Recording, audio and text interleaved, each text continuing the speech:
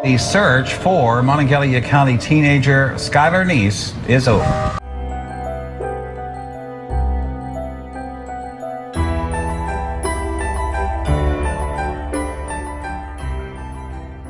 Halo guys, welcome back to my channel. Kembali lagi bersama aku Sheryl Antoinette. Dan hari ini tuh bener-bener adalah kisah yang bener-bener serem banget, yaitu tentang persahabatan berujung maut. Jadi langsung aja kita mulai ke kisahnya. Jadi kisahnya kali ini tentang 3 orang gadis yang cantik-cantik banget.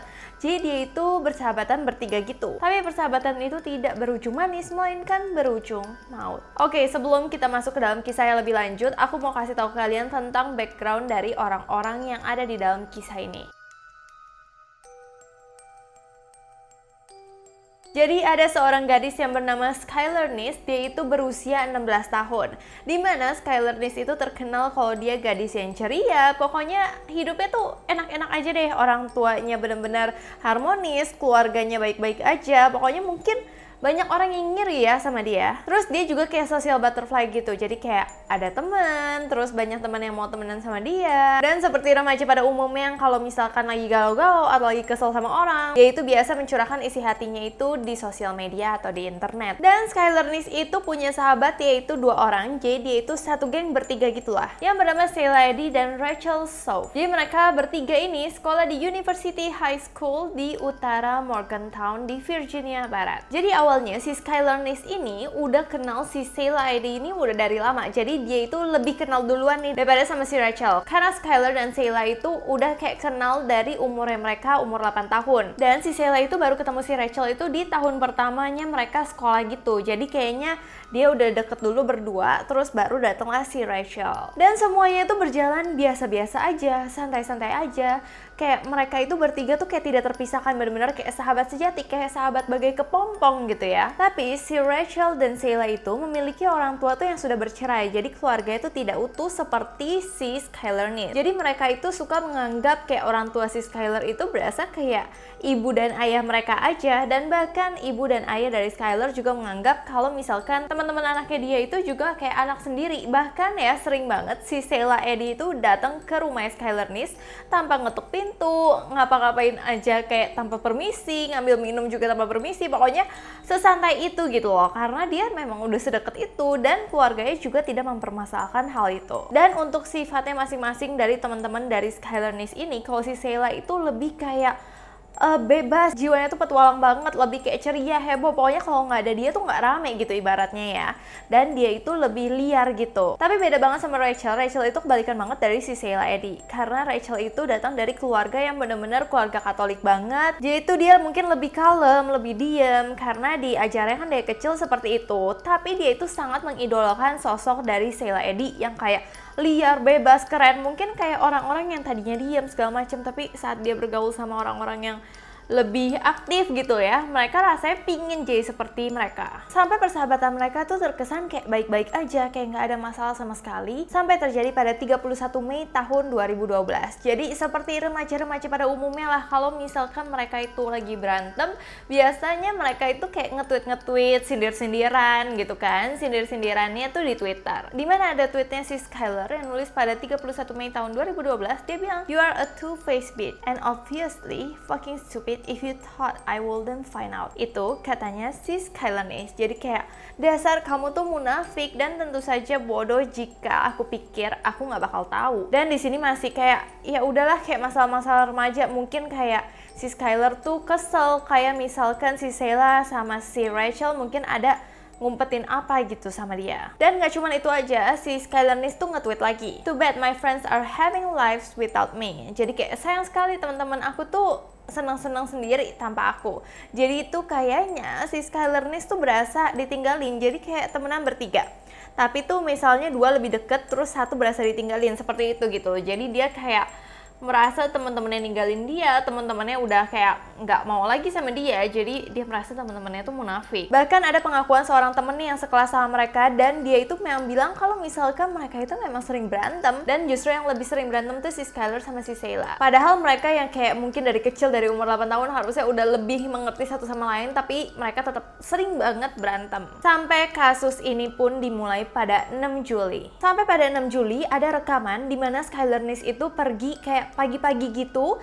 Terus dia itu masuk ke mobil sedan di depan apartemennya dia. Nah, keesokan pagi berikutnya, Nis itu bener-bener nggak masuk tempat kerja sama sekali. Terus keluarga Nis mulai bingung dong, kok anaknya nggak pulang-pulang, kok anaknya juga nggak ke tempat kerja, kemana ini sebenarnya si Skylar Nis ini? Bahkan keluarga Nis tuh tahu banget kalau putri mereka tuh nggak mungkin melarikan diri karena charger, HP, sikat gigi, dan perlengkapan mandi tuh masih ada di kamarnya. Dan kalau misalkan untuk seorang remaja kayaknya nggak mungkin deh, kalau misalnya mau kabur pasti tetaplah bawa HP. Mau pergi dari rumah pasti tetap bawa perabotan-perabotan karena ya dia nggak bakal sanggup gitu pakai peralatan-peralatan yang dia harus beli sendiri lagi kan. Tapi tidak sampai situ aja, kemudian pada hari itu Sheila Eddy tuh langsung telepon ke ibunya si Skylar Nis. Dan dia bilang kalau misalnya dirinya, Skylar, dan Rachel itu udah nyelinap keluar malam sebelumnya dan mereka habis jalan berkeliling ke Star City. Jadi ibaratnya kayaknya mungkin si Eddy dan si Rachel pengen lepas tangan aja karena dia nggak tahu apa-apa. Pokoknya intinya aku tuh udah nganterin si Skylar Nis pulang, jadi aku nggak tahu apa yang terjadi sebenarnya sama si Skylar. Dan pihak kepolisian mulai melakukan investigasi juga terhadap teman-teman dari si Skylar Nis itu, termasuk si Sheila dan Rachel. Dimana mereka itu mengklaim lagi kalau misalkan dia itu memang waktu itu pernah menjemput Nis pada pukul 11 malam menurut dia. Dan menurut Sheila Eddy itu tuh berbeda dengan rekaman CCTV-nya. Dimana dia itu bilang sebelum kejadian itu dia itu pernah ngejemput Nis itu jam 11 malam. Terus juga sudah menurunkan si Skylar Nis ini sebelum tengah malam. Jadi kayak cepet banget dong perginya. Dimana rekaman yang terjadi itu menunjukkan juga sebaliknya. Karena dilihat Nis itu pergi itu jam 12:30 pagi. Jadi paginya bukan kayak pagi-pagi udah terang ya, jadi pagi-pagi subuh gitu. Terus mobil juga melaju jam 12:35 pagi. Dimana itu bahkan adalah deket-deket jam ketika dia harusnya udah pulangin si Skylar Nis. Jadi kan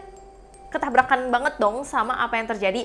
Apalagi kalau misalkan CCTV nggak bisa bohong dong. Itu apa yang terjadi sebenarnya ya tertangkap CCTV. Dan juga rumor beredar bahwa Nis itu memang pergi ke pesta dan overdosis heroin.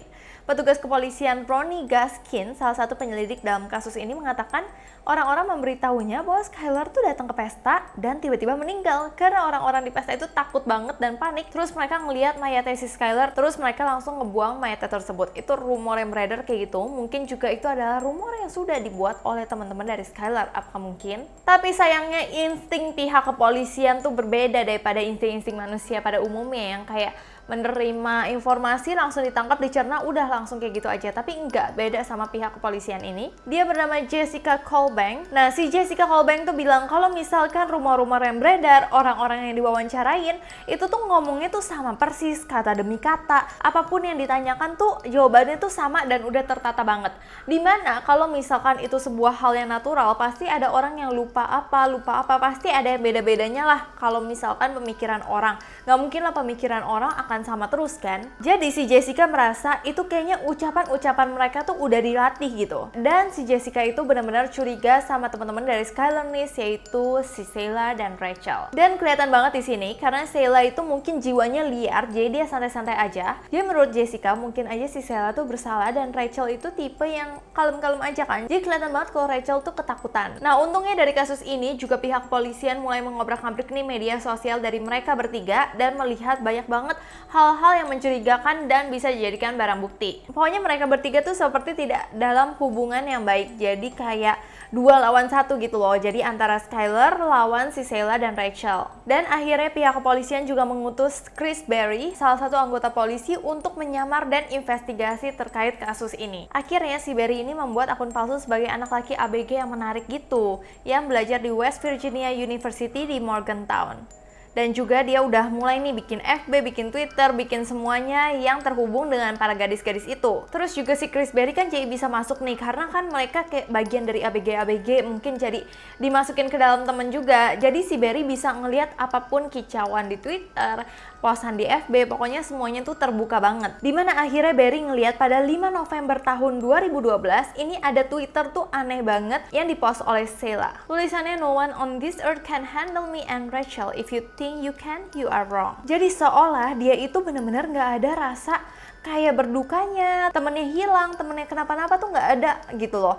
Jadi kayak orang-orang jadi curiga, kenapa ya dia malah nulisnya kayak nggak ada orang di dunia ini yang bisa mengatur aku dan Rachel. Kalau kamu merasa kamu bisa, kamu salah. Itu kan kayak orang yang nantang banget ya, kayak abis bangga banget atas perbuatannya dia. Itu kan sangat bikin orang curiga gitu kan. Kenapa dia nggak ada sedih-sedihnya untuk seorang sahabat? Karena kicauan dari Sheila itu, beberapa orang mulai menuduh mereka berdua adalah dalang dari hilangnya si Skylar Neis. Sampai akhirnya pihak berwenang tuh terus tiap hari tuh ngundang si Sheila, si Rachel untuk ke kantor untuk dilakukan investigasi terus. Terus juga anggota kepolisian yang tadi Jessica Colbank, dia mulai kayak meneliti lagi tentang ini semua. Terus barulah kebuka CCTV-nya. Jadi yang selama ini aku bilang, CCTV-nya tuh selama ini belum kebuka nih. CCTV-nya baru kita-kita doang nih misalkan yang tahu. Nah ini tuh baru kebuka CCTV-nya kalau misalkan ada yang aneh. Dan setelah si Jessica Colbank itu ngeliat CCTV-nya, dan ternyata sedan yang dimasuki oleh Skylar Neis itu adalah sedan milik Sheila Eddy. Sampai akhirnya mungkin Sheila sama Rachel kayak tertekan gitu ya, dipanggil-panggil terus, diinvestigasi terus, sampai terjadi pada 28 Desember 2012, orang tua dari si Rachel itu panik menelpon 911 di wilayah Monongalia. Dimana orang tuanya telepon, dia bilang, aku punya masalah dengan anak perempuanku yang umurnya 16 tahun, aku nggak bisa ngendaliin dia lagi. Dia memukuli kami, dia berteriak, dia berlari ke sana sini.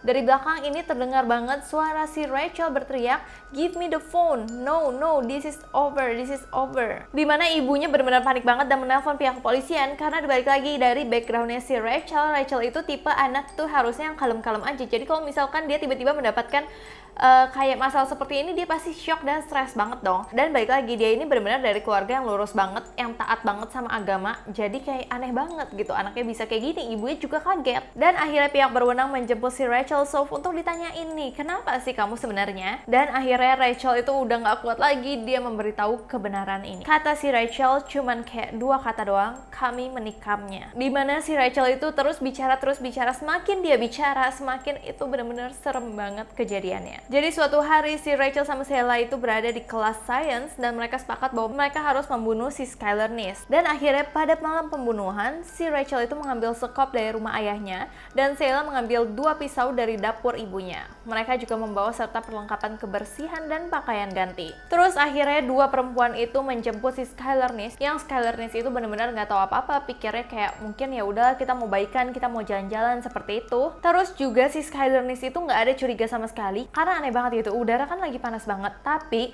si Sheila sama Rachel itu kayak pakai hoodie, kayak hoodie orang-orang jahat mau culik gitu loh, mungkin supaya tidak terlihat gitu ya, supaya tidak terekam CCTV ataupun apapun. Tapi si Skylar Neis tuh benar-benar nggak ada curiganya katanya sama sekali, kayak ya udah pokoknya kita mau bersenang-senang aja. Sampai akhirnya ada di dekat hutan di Pennsylvania, dimana si Skylar Neis pikir kalau misalkan kita akan senang-senang nih, kita akan menghisap si marijuana bareng-bareng. Tapi akhirnya si Skylar Neis tuh kayak jalan duluan, terus di belakangnya tuh 2 temen-temennya, terus tiba-tiba si Sheila Eddy tuh langsung kayak on 3, kayak hitungan 1, 2, 3 langsung mau mukul si Skylar Neis itu. Lalu langsung aja mereka menikamnya dan membunuh si Skylar Neis. Bahkan katanya si Skylar Neis itu benar-benar udah berusaha untuk melarikan diri, tapi mereka itu dengan tega langsung menikam si Skylar Neis itu di lututnya supaya dia tuh nggak bisa lari, nggak bisa berjalan. Dan dalam nafasnya yang udah sekarat banget, si Skylar Neis itu cuman ngucapin 1 kata, yaitu why. Dan itu kan cerita dari si Rachel. Dan langsung dong pihak yang menginvestigasi juga nanya, why? Kenapa? Tahu nggak, alasannya tuh cuman simple banget, yaitu kami tidak menyukainya. Sesimpel itu gitu loh. Orang nggak suka ya udah, kenapa nggak menjauh gitu? Kita semua kan juga kita manusia, bisa kok kita nggak suka sama ini, kita nggak suka sama itu, tapi kenapa harus sampai membunuh? Akhirnya setelah pengakuan dari Rachel, penyelidik mencocokkan sampel darah di bagasi Eddy dengan DNA dari Neis dan hasilnya cocok. Akhirnya mereka ditangkap pada 1 Mei 2013 di tempat parkir restoran di Cracker Barrel, di mana si Sheila Eddy itu didakwa dengan pembunuhan tingkat pertama dan dia mengaku bersalah pada Januari 2014.